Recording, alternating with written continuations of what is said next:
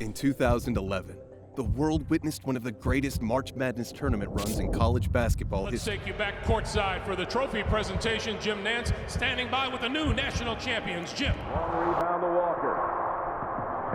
Kemba Walker, a 6'1" point guard, carrying an unranked team on his back, achieved something that many thought to be impossible. 11 straight wins within 28 days, securing a national championship that nobody saw coming. The night is gassed. Walker racing in at the other end. Skis shut him down in the second half here in Houston. And cemented possibly the most electrifying, ankle-breaking, buzzer-beating step-back jumper in college basketball history. This wasn't just an underdog story. This was basketball history, written by a point guard who decided that impossible was just an opinion, and anything was possible with the right amount of grit and determination. This is the story of how 2011 Kemba Walker became a legend. Before Kemba Walker became the player that he is, he was just a kid from the Bronx with something to prove. Growing up in the Soundview neighborhood, basketball wasn't just a game. It was an escape and a way out. As the son of Andrea Walker, who was a hard-working single mother, Kemba learned resilience long before he stepped onto Connecticut's court. Standing just 5'8" tall as a high school freshman, he was overlooked and underestimated. But then, something sparked. Kemba developed a quickness and court vision that compensated for what he lacked in height. By the time he arrived at Connecticut in 2008, Walker had grown to 6'1", but the doubts persisted. During his freshman season, he played behind senior point guard A.J. Price, averaging a modest 8.9 points per game, which was solid, but hardly the numbers of a future NCAA legend.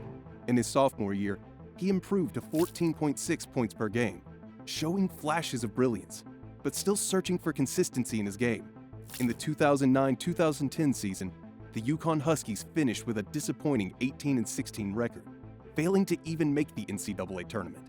The program was quickly declining, with Coach Jim Calhoun facing personal health issues, and also NCAA investigations over UConn's improper recruitment methods.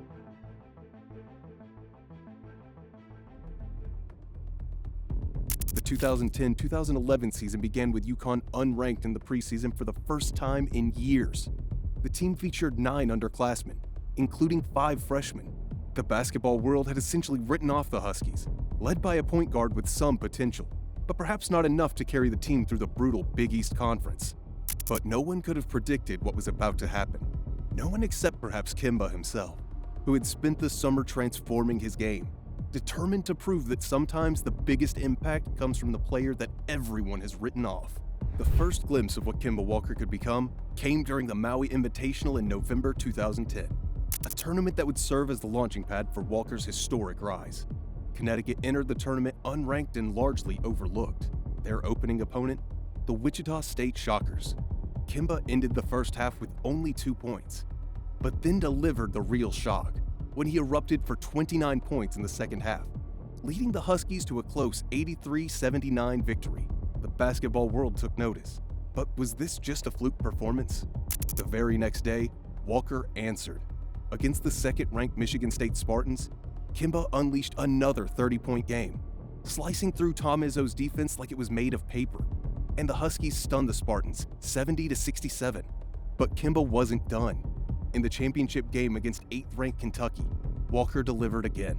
29 points, 6 assists, and a tournament MVP trophy as Connecticut completed their improbable sweep through Maui.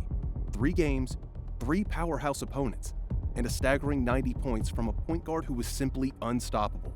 As the calendar turned to December, Walker's name began to appear in Player of the Year conversations. Against UMBC, he poured in 24 points in just 22 minutes. Against Vermont, he scored 42 points, a career high. He was averaging over 28 points per game, showcasing his offense that included an improved jump shot, lightning-quick crossovers, and a surprising ability to finish through contact at his size. What made Walker so captivating wasn't just the numbers. It was how he scored. Every possession was a highlight reel. His lightning-quick first step left defenders lunging at shadows. His step-back jumper, a move he'd perfected over the summer, created separation that seemed to defy physics.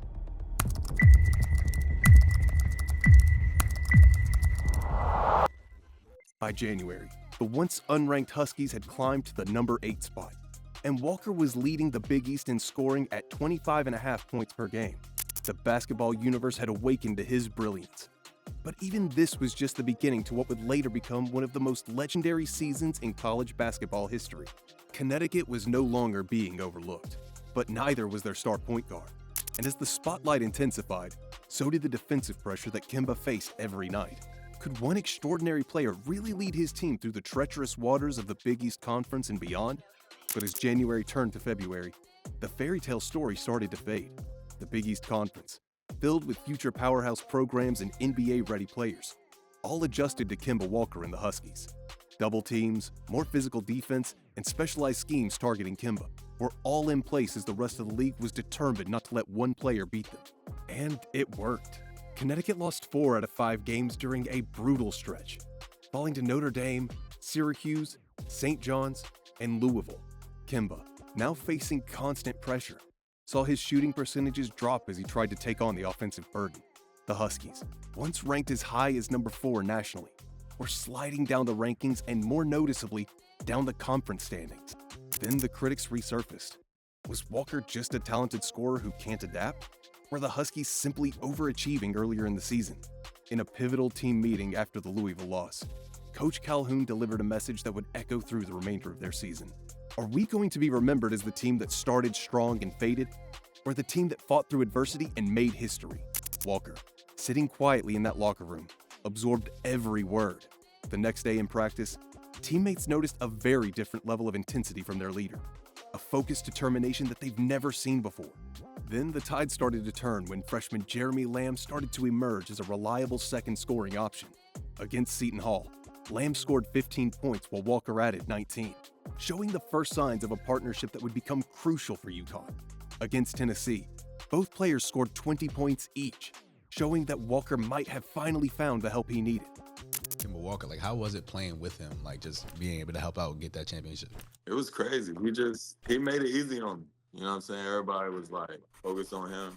I never been that player that's, like, super confident. And he had all the confidence in the world. And he just, I don't know, he just put that on me. Pause. And we just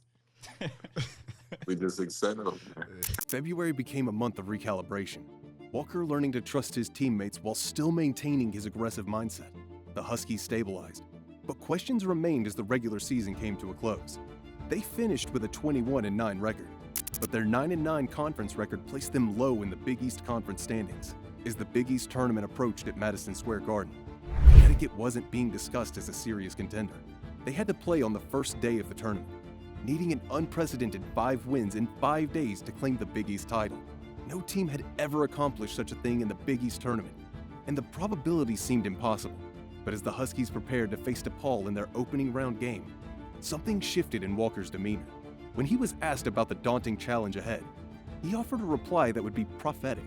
Why not us? Why not now? And what happened next would shock the college basketball world. March 8th, 2011, Madison Square Garden. The stage set for what people would later call Kemba's Garden Party. 5 days that rewrote the boundaries of what one player could accomplish. Day 1. Against DePaul, Walker was simply warming up. 26 points, 7 rebounds, 5 assists. The Huskies cruised to a 97-71 victory. But this was just the start. Day 2. Facing Georgetown, Connecticut led pretty much the entire game and took the win 79-62. Walker's stat line, 28 points, 6 rebounds, 3 assists. Playing back-to-back games didn't seem to slow Kemba down. He was still putting up highlights after highlights, and the crowd was loving it. By day 2, you could feel the Garden changing. It wasn't just a tournament anymore. It was becoming Kemba's show, and everybody knew it. Day 3. Pittsburgh was waiting. They were the tournament's top seed and a team that had already defeated the Huskies during the regular season. Walker's response? A 24-point masterpiece capped by another moment of pure basketball artistry. With just seconds remaining in a tied game, Walker was isolated at the top of the key. This time, he was facing Pittsburgh's Gary McGee, a 6'11" center caught in a defensive switch. What happened next would be replayed millions of times. Walker sized up McGee, and when the clock was winding down, Kemba's crossover dribble was so devastating, so sudden, that McGee was already disoriented as he tried to recover his defense on Kemba. But before pulling up for a shot, Walker flashed away with his lightning-quick step back, and McGee just crumpled to the floor. As McGee fell, Walker had a clean shot with the final second winding down. The shot hung in the air before dropping clean through the hoop. Final score, Connecticut 76, Pittsburgh 74. The video of McGee falling and Walker's buzzer beater immediately went viral. It wasn't just a highlight. It was a David defeating Goliath moment with nothing but skill and determination. Day 4, Syracuse. Another Big East powerhouse. Yet another masterclass performance from Walker. 33 points, 12 rebounds, 6 assists. Syracuse simply had no answer as Connecticut rolled to a 76-71 victory. Finally, Day 5, the championship game against Louisville. Fatigue should have been overwhelming by this point. 4 high-intensity games in the 4 days before will take a physical toll. But Kemba, running on adrenaline and competitive fire, delivered again for the final game. 19 points with 7 assists, and against all odds and expectations, the Huskies took home the championship, beating Louisville 69-66. 5 games, 5 wins in 5 days. Walker's combined tournament numbers were incredible. 130 points, 26 rebounds, 22 assists, and set a Big East tournament record for points that may never be broken. What made Kemba's run so extraordinary wasn't just the numbers. It was the moments, the step backs, the crossovers, the fearless drives to the rim against players a foot taller than him. This wasn't just basketball dominance. This was his athletic artistry at the highest level. As Connecticut cut down the nets at Madison Square Garden after their win, the entire basketball world had been put on notice. Kemba Walker wasn't just an exceptional player having a good season. He was a force of nature, and he wasn't done yet. Fresh off of their miraculous Big East tournament run, Connecticut entered the NCAA tournament with a newfound swagger and confidence. From being unranked, they now carried the number 3 seed. But this question remained for many of the skeptics. Can Kemba Walker and his team sustain this level of performance going into March Madness?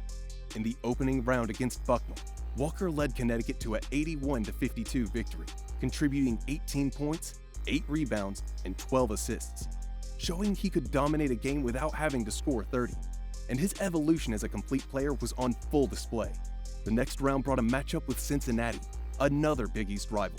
Walker, seemingly immune to any fatigue, delivered 33 points as Connecticut advanced with a 69-58 victory.